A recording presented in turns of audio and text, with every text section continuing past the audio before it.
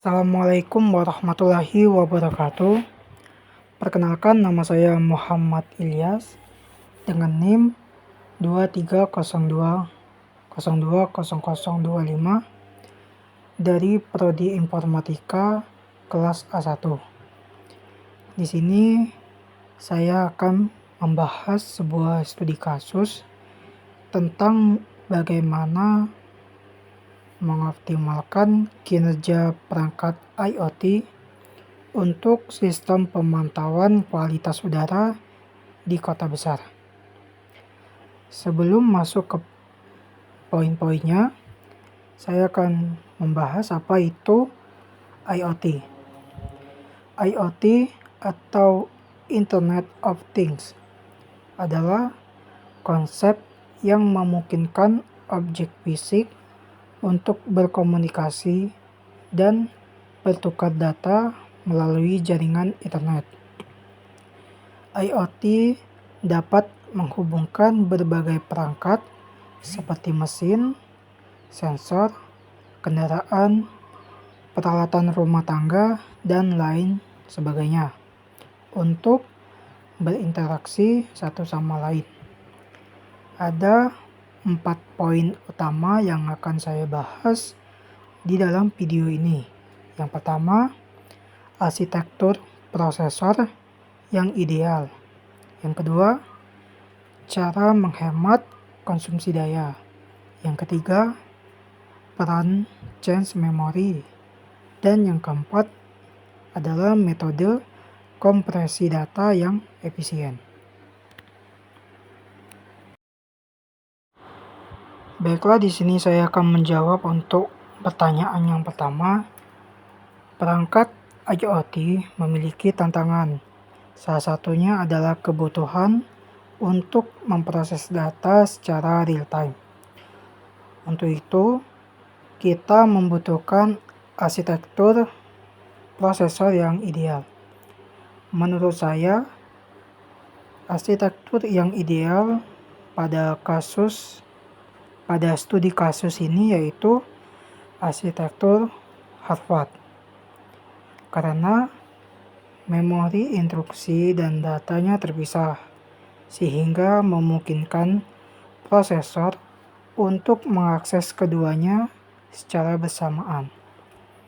Sebagai contoh, ketika sensor mengirimkan data suhu, maka prosesor dapat langsung memproses data ini dan menjalankan instruksi. Hal ini sangat membantu dalam mengurangi latensi dan mempercepat respons sistem. Selain itu, arsitektur ini lebih hemat daya dibandingkan arsitektur von Neumann yang menggunakan jalur memori tunggal. Baiklah, untuk poin kedua, bagaimana cara kita untuk mengoptimalkan konsumsi daya. Dalam perangkat IoT, setiap miliampere sangat berharga, terutama untuk perangkat di lokasi-lokasi terpencil. Salah satu solusinya adalah kita bisa menggunakan prosesor hemat daya seperti ARM Cortex-M yang dirancang khusus untuk aplikasi IoT. Selain itu, perangkat IoT harus memanfaatkan mode tidur atau sleep mode. Dengan teknologi ini, komponen yang tidak diperlukan bisa untuk dimatikan sementara, sehingga perangkat-perangkat yang aktif ketika benar-benar dibutuhkan.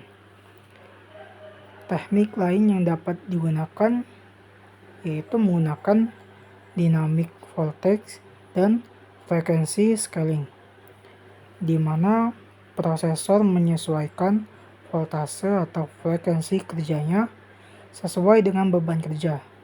Dengan cara ini, daya yang digunakan lebih efisien tanpa mengorbankan performa. Baiklah, untuk poin yang ketiga, apa peran change memory?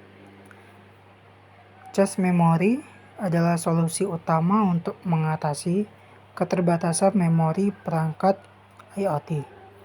Bayangkan chance sebagai laci-laci kecil yang menyimpan data penting yang sering digunakan, sehingga prosesor tidak perlu bolak-balik ke memori utama yang lebih lambat. Dengan chance, latensi akses data berkurang drastis, sehingga sistem dapat memproses data secara real-time dengan lebih cepat. Chance juga mengurangi konsumsi daya, karena akses ke memori utama yang memakan banyak energi itu dapat diminimalkan.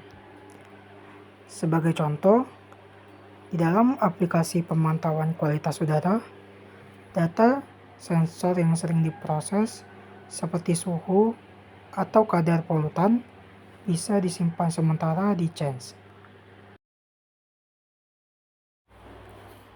Baiklah, di sini saya akan membahas poin yang terakhir. Jadi saya akan membahas tentang metode kompresi data.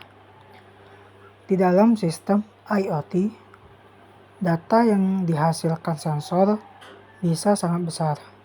Jadi, untuk mengurangi kebutuhan memori dan bandwidth atau jumlah maksimal data yang dapat dikirimkan, kita bisa menggunakan algoritma kompresi seperti Huffman coding atau Round-like encoding. Sebagai contoh, jika data menunjukkan angka yang berulang, kita bisa mengoperasi pola tersebut dengan Round-like encoding untuk menghemat ruang. Selain itu, kita juga bisa memanfaatkan edge computing, di mana data diproses dan diringkas di perangkat sebelum dikirimkan ke pusat. Misalnya, daripada mengirim seluruh data sensor setiap detik, perangkat hanya mengirim rata-rata data yang penting. Hal ini tidak hanya menghemat bandwidth, tetapi juga mempercepat pengambilan keputusan di dalam sistem. Baiklah, dari keempat poin yang sudah saya sebutkan, sebagai kesimpulan, optimasi sistem IoT atau Internet of Things dapat dilakukan dengan memilih arsitektur prosesor yang tepat, menghemat daya melalui desain perangkat keras yang cerdas, memanfaatkan chance memory untuk mempercepat pemrosesan, dan menggunakan metode kompresi data yang lebih efisien. Semua ini memungkinkan sistem IoT bekerja dengan handal meskipun dihadapkan dengan keterbatasan sumber daya.